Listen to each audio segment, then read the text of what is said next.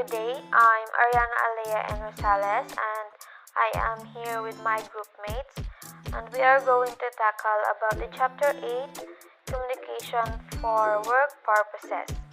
Let's start. Learning outcomes. Create clear, coherent, and effective communication materials. Present ideas persuasively using appropriate language registers, tone, facial expressions, and gestures.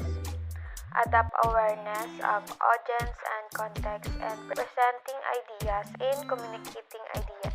Workplace communication.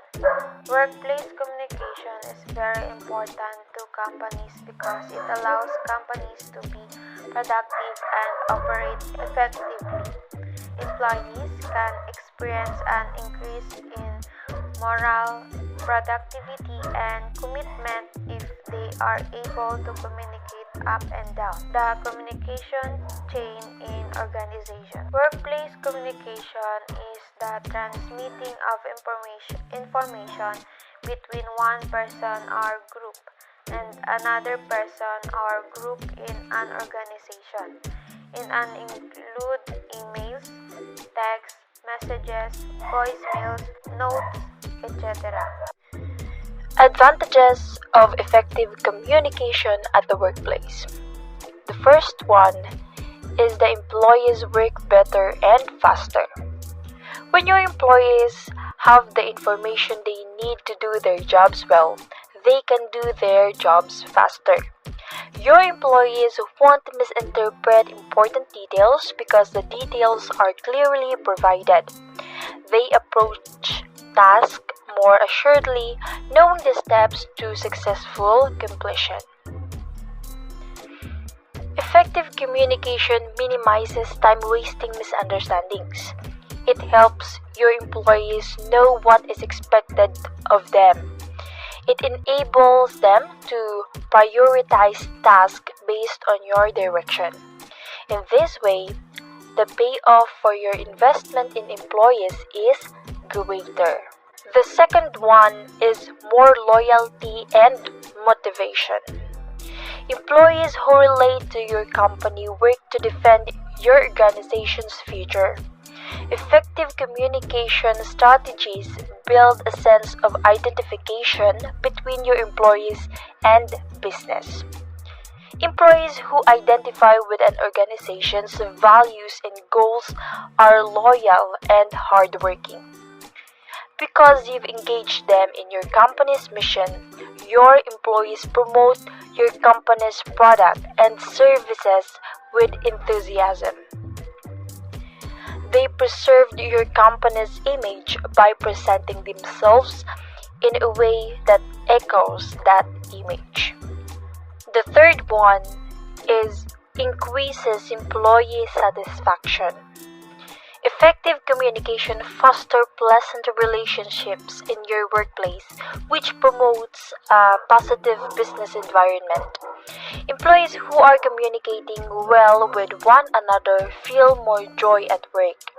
When your employee brings a concern to a supervisor, he knows the supervisor is listening and responsive. In addition, effective communication breaks down barriers as communication problems based on culture, personality, and experience are overcome. In this way, your workplace embraces the diversity of employees and makes them feel welcome. The third one is to boost customer satisfaction. When communication is effective at your workplace, customers have a more satisfying experience doing business with your company. Co-workers communicate professionally in front of your customers. They know where to keep customers' files and who will be handling them. They know how to greet customers and make them feel important. Your employees have specific protocols in place to resolve conflict.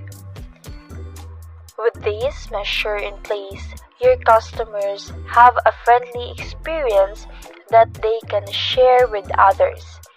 This should have a direct impact on the bottom line. Team communication in the workplace.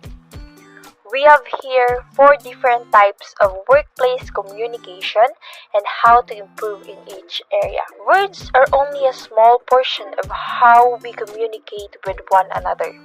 Yet, the value of other forms of communication is often overlooked. Learn more about 4 different types of communication and how using them effectively can improve performance, morale, teamwork, and success in your business. In-person communication.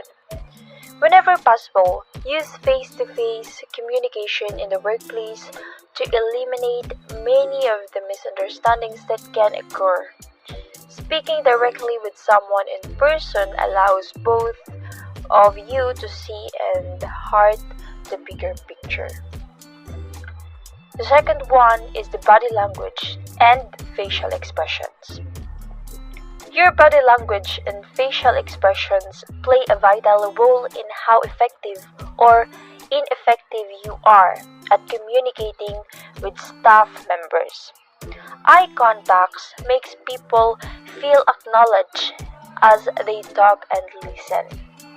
A relaxed stance with your arms by your sides encourages employees to feel comfortable in a meeting. If you rehearse what you're doing to say before a meeting, your employees will receive your words more positively if your facial expressions and body language don't put them on edge or the defensive. So when we say body language makes up 93% of human communication. Different stances, facial expressions, or gestures may send off different messages to the listeners. The third one is the phone conversations. Use of the phone is a common part of the most every business day. Some people enjoy talking to team members by phone. Others dislike it so much that they put it off until the last minute. If the staff you lead is remote and spread out throughout the state, country, or world, the phone will be a vital communication tool. You can positively impact the effectiveness of your phone communication by doing 3 things. Smile while you talk, or in an appropriate conversation, of course. It sounds silly, but it gives your voice a friendlier tone. Take notes before the conversation and use them to ensure you cover all points. Finally, speak clearly and slowly so your words are understood. The fourth one is written communication. Emails, memos, and notes are common forms of written communication. Of all 4 communication styles, this is one that can lead to the most misunderstandings. People often read between the lines or feel that there are implied messages or emotions in the written forms of communication.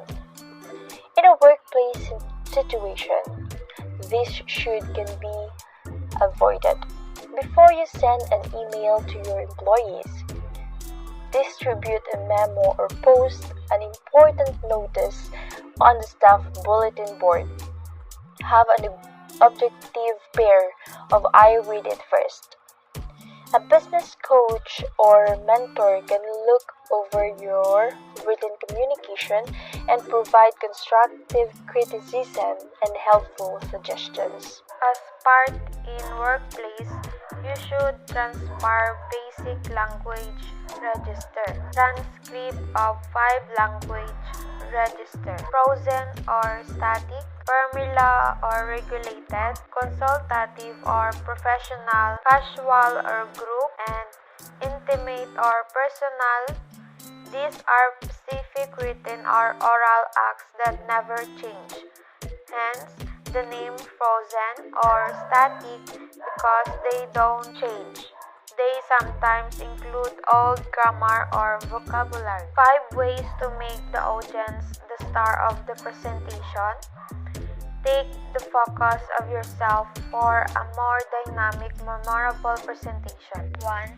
Delve deep into the audience psyche. Unfortunately, the majority of speakers start preparing for their presentation by firing up the laptop, opening PowerPoint, and typing. The audience is an afterthought. Step away from the computer. Before you start crafting one word of your presentation, you must get into the head of each audience member. Although it's important to understand their demographics, psychographics, and what makes them toss and turn in the wee hours of the night, it's equally important to understand what they believe about your message. Answer these 3 questions to dive into your audience's head. What do they already know about your topic? What misconceptions do they have about your message? What areas of your message will they resist?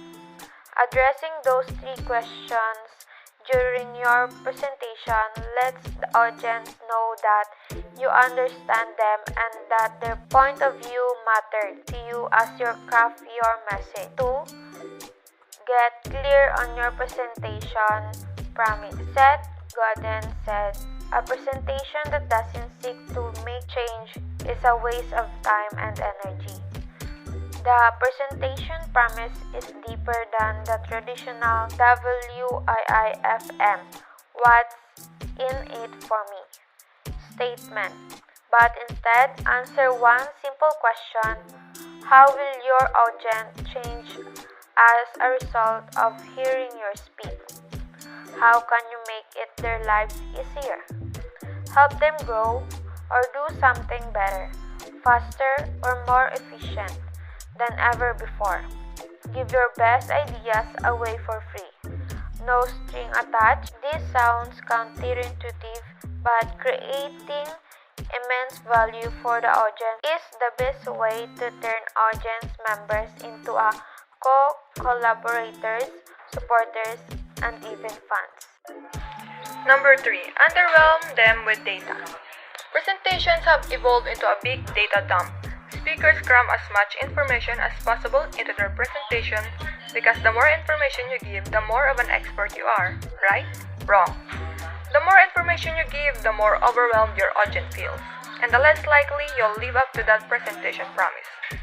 As an expert, it's easy to give too many details that, while interesting to you, don't support your core message. Be ruthless in editing. If a piece of information, a story, or a statistic does not ladder back to your promise, it needs to go. Number 4. Activate action. Have you ever sat through a presentation and thought, fascinating, but now what? The content was great, the stories were compelling, and the arguments sound, but what do you do with all of that new information? As a speaker, it's not enough to inform. You must also show the audience how to take action. Answer the question of what do I do with this for them. Every point that you make in your speech should have an action the audience can take that moves them closer to the presentation promise.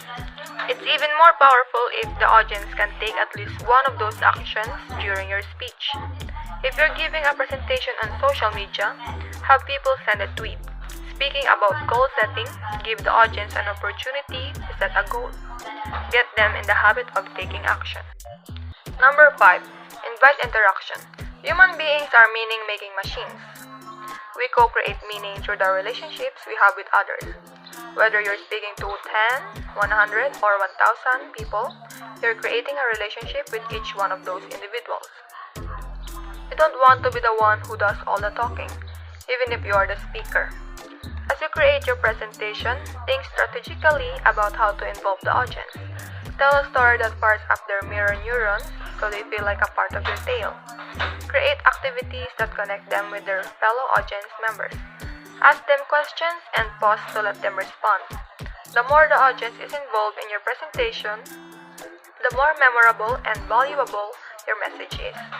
As you prepare for your next presentation, remind yourself who you are serving.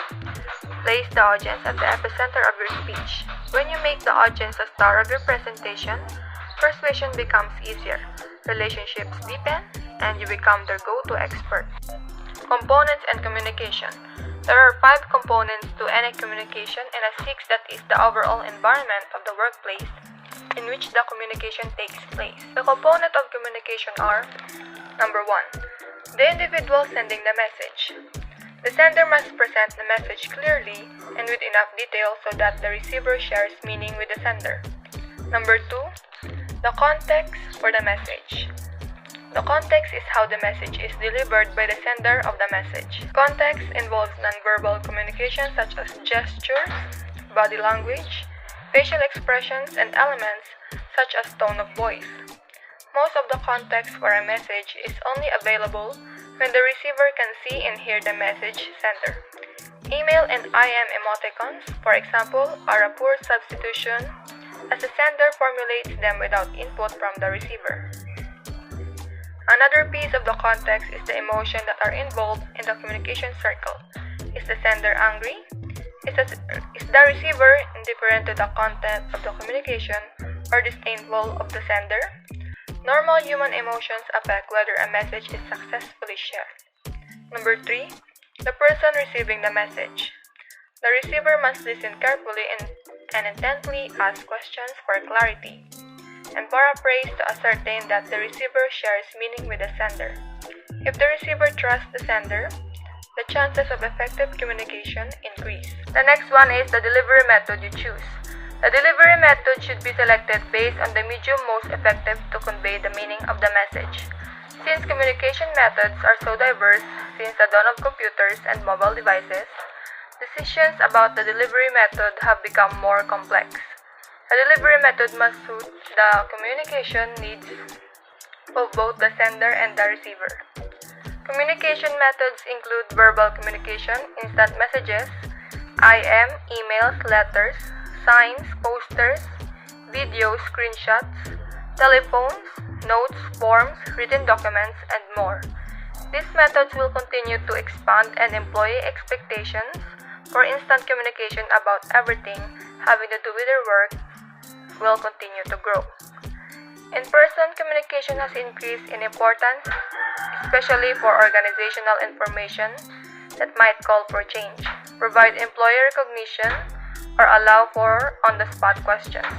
In-person communication is also favored because employees have access to the competent context. The content of the message. The content of the message should be clear and presented and described in enough detail to obtain understanding from the receiver. If the message content resonates and connects on some level with already held beliefs of the receiver, it is most effective. That's all. Thank you for listening.